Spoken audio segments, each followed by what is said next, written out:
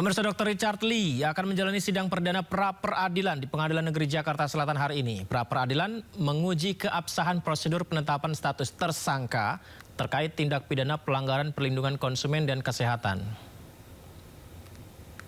Sidang pra-peradilan Richard Lee digelar hari ini di Pengadilan Negeri Jakarta Selatan. Dr. Richard Lee dijadwalkan hadir didampingi kuasa hukumnya untuk menguji keabsahan prosedur penetapan status tersangka dirinya yang dilakukan Polda Metro Jaya. Langkah hukum ditempuh Richard Lee setelah dijadikan tersangka pada 15 Desember 2025 oleh Polda Metro Jaya atas laporan Dr. Samira Farahnaz atau Dokter Detektif Doktif. Penetapan itu didasarkan pada dugaan pelanggaran perlindungan konsumen dan Undang-Undang Kesehatan, khususnya terkait produk dan layanan kecantikan yang dipasarkan oleh Richard Lee.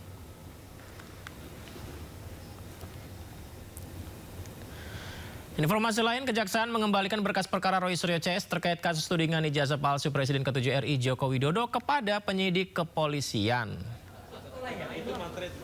Ya, Kabid Humas Polda Metro Jaya Kombes Pol Budi Hermanto, Kejaksaan menyampaikan bahwa Kejaksaan mengembalikan berkas perkara 3 tersangka, Roy Suryo, Rismond, dan Dr. Tifa untuk dilengkapi lagi. Jadi dikembalikan lagi karena berkasnya tidak lengkap. Kejaksaan merekomendasikan penyidik untuk melanjutkan pemeriksaan terhadap saksi dan ahli yang diajukan Roy Suryo CS. Setelah memeriksa, berkas perkara akan dilimpahkan lagi ke Kejaksaan untuk diproses ke meja hijau. Untuk berkas perkara sudah dikirim untuk koordinasi kepada Kejaksaan, tetapi ada beberapa petunjuk dari jaksa untuk melakukan pemeriksaan pendalaman terhadap saksi, saksi ahli, dan barang bukti lainnya. Nanti setelah itu lengkap pasti akan dikirim untuk Kejaksaan. Dan Roy Suryo menanggapi dirinya sudah memprediksi pengembalian berkas perkara oleh jaksa. Ia menilai pengembalian berkas itu pertanda penyidik belum memenuhi syarat dalam Kitab Undang-Undang Hukum Acara Pidana atau KUHAP. Saya mengira sudah lama, karena apa? Terutama BAP dari kami bertiga ya, dari RRT, dan juga kemudian saya dengar isi dari Pak Rizal Fadila, juga dari Bu Kurnia, dan juga Mas Rustam. Kami itu menolak semua ya pertanyaan yang tidak ada hubungannya dengan tanggal yang ditanyakan pada saat surat panggilan. Pada surat itu kan tanggalnya adalah 22 Januari tahun 2025 atau 26 Maret 2020. Di tanggal-tanggal itu kami itu nggak ada. Jadi apa bisa, Mbak, itu kalau misalnya kita sebagai saksi, itu harus mengatakan apa yang kita lihat sendiri, apa yang kita dengar sendiri. Kita nggak boleh menceritakan. Pertanyaan ke saya waktu itu, apa yang Anda ketahui pada tanggal 22? Nah, saya kan nggak ngerti tanggal itu, saya istilahnya belum ikut perkara ini gitu. Saya baru mulai ikut tuh tanggal 15 April ketika ke UGM. Itu pun setelah kami menganalisa gambar tanggal 1 April yang diunggah oleh Dian Sandi. Itu baru. Nah, kalau tanggal itu boleh ditanyain. Nggak ada pertanyaan tanggal itu. Jadi, kalau pertanyaan nggak nyambung, harusnya jaksa peneliti yang nanti memeriksa itu untuk disidangkan di berkas, pasti juga tidak akan mengizinkan Friderika Widiasari Dewi bukan sosok baru di sektor jasa keuangan. Perempuan kelahiran Cepu, Jawa Tengah ini memiliki pengalaman panjang di pasar modal dan lembaga pengawasan. Karirnya di pasar modal dimulai di PT Bursa Efek Indonesia 2006 sebagai Kepala Divisi Komunikasi Perusahaan. Friderika Widiasari Dewi bukan sosok baru di sektor jasa keuangan. Perempuan kelahiran Cepu, Jawa Tengah 28 November 1975 ini memiliki pengalaman panjang di pasar modal dan lembaga pengawasan. Karirnya di pasar modal dimulai di PT Bursa Efek Indonesia pada 2006 sebagai Kepala Divisi Komunikasi Perusahaan. Pada 2007 hingga 2009 ia menjabat Sekretaris Perusahaan Bursa Efek Indonesia. Karirnya berlanjut sebagai Direktur Pengembangan Bursa Efek Indonesia pada periode 2009 hingga 2015. Setelah itu ia menjabat Direktur PT Kustodian Sentral Efek Indonesia atau KSEI pada 2015 hingga 2016 dan kemudian menjadi Direktur Utama KSEI pada 2016 hingga 2019.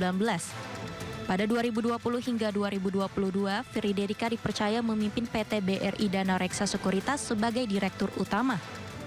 Di Otoritas Jasa Keuangan, ia menjabat sebagai anggota Dewan Komisioner periode 2022 hingga 2027 setelah lolos Fit and Proper Test Komisi 11 DPR RI.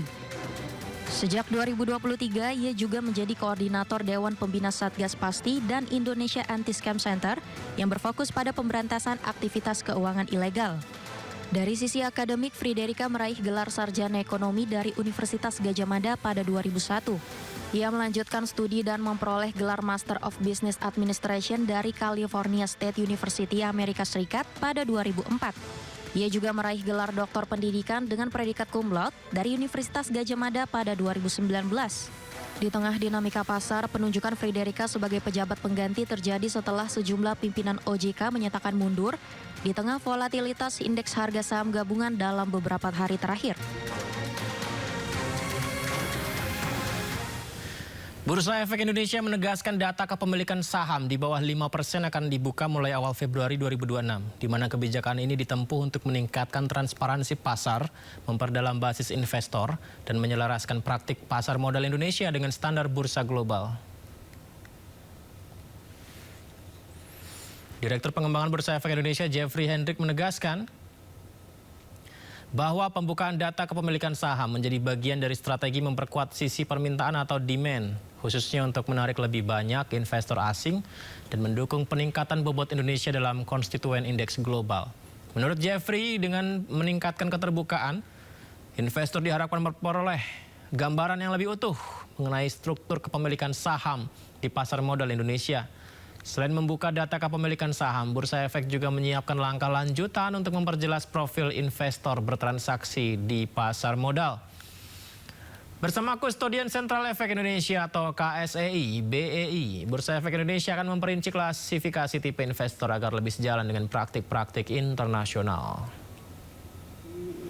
Melengkapi percepatan reformasi tadi, dibutuhkan juga percepatan pendalaman pasar untuk melakukan pendalaman dari sisi demand khususnya agar lebih banyak lagi investor asing masuk dengan penambahan bobot Indonesia di dalam konstituen indeks global.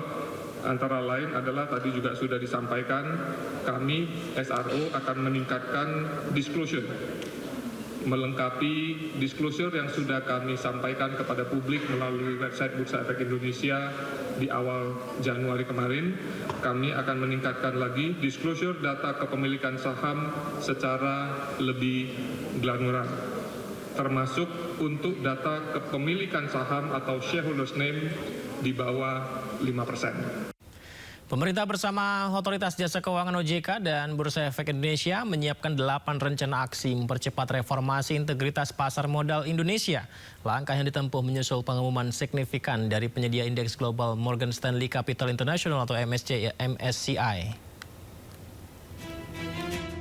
Gejolak pasar modal Indonesia yang diawali dengan pembekuan terhadap setiap peningkatan bobot Indonesia dalam indeks global oleh Morgan Stanley Capital International atau MSCI langsung memicu koreksi tajam di Bursa Efek Indonesia. Dampaknya indeks harga saham gabungan atau IHSG melemah signifikan. MSCI meminta keterbukaan dan transparansi Bursa Efek Indonesia terhadap pasar modal yang bergerak di perdagangan. Menyikapi gejolak pasar modal, Otoritas Jasa Keuangan atau OJK menyiapkan 8 rencana aksi untuk mempercepat reformasi integritas pasar modal Indonesia. Pertama, rencana aksi peningkatan batas minimum free float 15% yang selaras dengan standar global. Kedua, transparansi ultimate beneficial ownership untuk penguatan keterbukaan pemilik dan afiliasi pemegang saham guna meningkatkan daya tarik investasi pasar modal Indonesia. Ketiga, penguatan data kepemilikan saham yang praktik global terbaik.